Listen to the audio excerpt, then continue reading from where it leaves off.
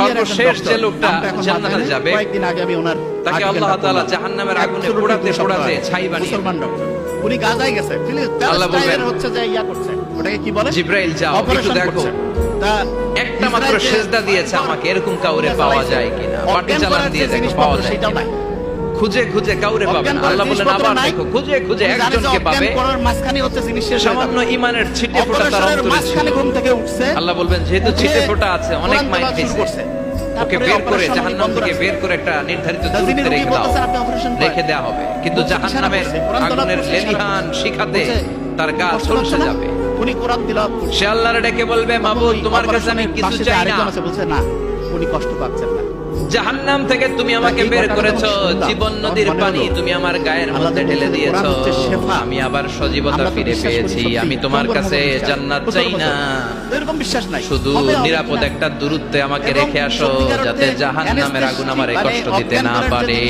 আল্লাহ আমি কিন্তু তোমার কাছে জান্নাত চাই না কি চাই না ওই ঘটনাটা জানি তো আলী জান্নাত চাই না। কিন্তু জাহান্নামের আগুন আমারে কষ্ট দিচ্ছে এতটা দূরত্বে রাখো যাতে জাহান্নামের আগুন আমার গায়ে না লাগে কেউ যদি আল্লাহ বলেন ওকে রাখবো কিন্তু আমার সাথে একটা কন্ট্রাক্টে যেতে হবে যে এটা তোমাকে দিলে তুমি আর নতুন করে কিছু চাবা না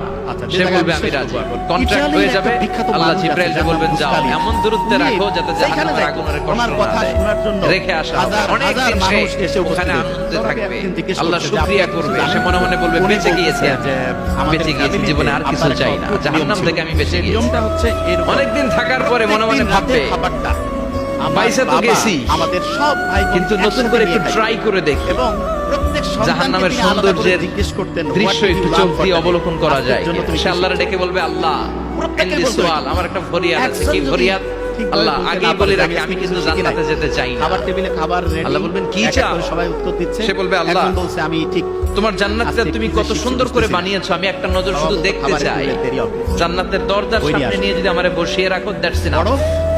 সবাই মিলে কিছু চাই না সবাই মিলে শুধু জান্নাতের দরজার সামনে আল্লাহ বললেন তুই না ওয়াদা করেছিস তুই না চুক্তি করেছিস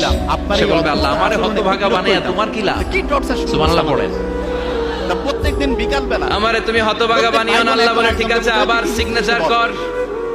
যে জান্নাতের দরজার সামনে বসিয়ে দিলে আর কিছু চাবি না সে সিগনেচার করে বলে আমি চাবো না তখন আল্লাহ বললেন জিব্রাইল বেচারারে ধরে জান্নাতের গেটের সামনে বসায় দে এবার জান্নাতের গেটের সামনে বসে বসে জান্নাতের সৌন্দর্য দেখা শুরু করবে সুবহানাল্লাহ এমন সৌন্দর্য যেটা চোখ দিয়ে কেউ দেখে নাই কান দিয়ে শুনে নাই ওই সৌন্দর্য চোখে দেখে কান দিয়ে আওয়াজ শুনে মাগার ভোগ করতে পারে না অন্তরে জ্বালা আছে না নাই সেটা আপনি শোনার চেষ্টা করেন এয়ার কন্ডিশনের রুমে ঢুকতে না পারলেও এবং এক্ষেত্রে আমি এয়ার কন্ডিশনের রুমের দরজার বাইরে দাঁড়ালো এয়ার কন্ডিশনের রুমের একটা ঠান্ডা বাতাস গায়ে লাগে না কোনো সমস্যা নাই কথা বলেন চমৎকার ডায়েরি তাকে কিনে দেন ও যখন জান্নাতের দরজার সামনে দাঁড়াবে ওর গায়েও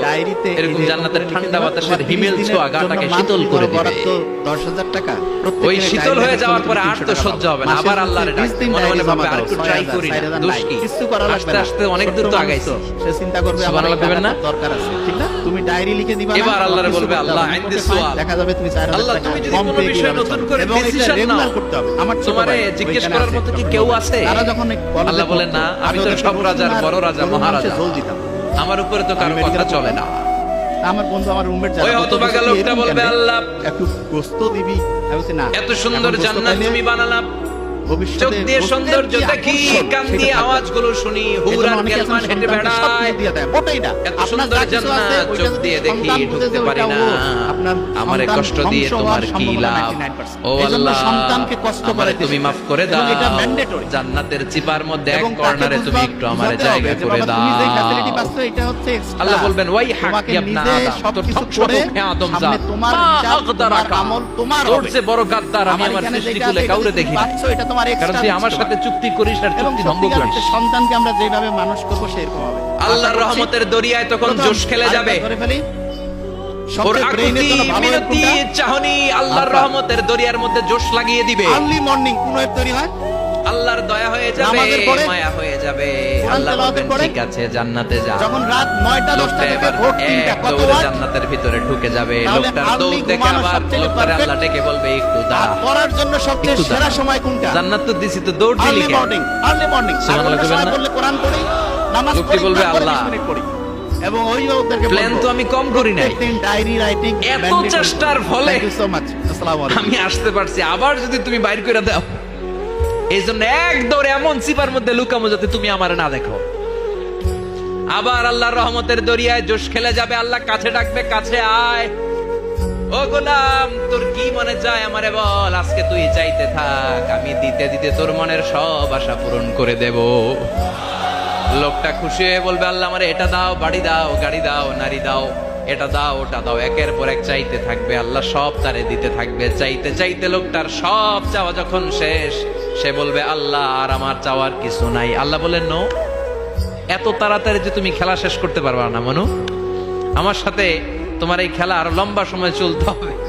তোমার অনেক কিছু চাইতে হবে। তুই আজকে চাইতে চাইতে তোর সব চাওয়া আমার কাছে বলবি, আর আমি দিতে দিতে তোর জীবন ধন্য করে দেব।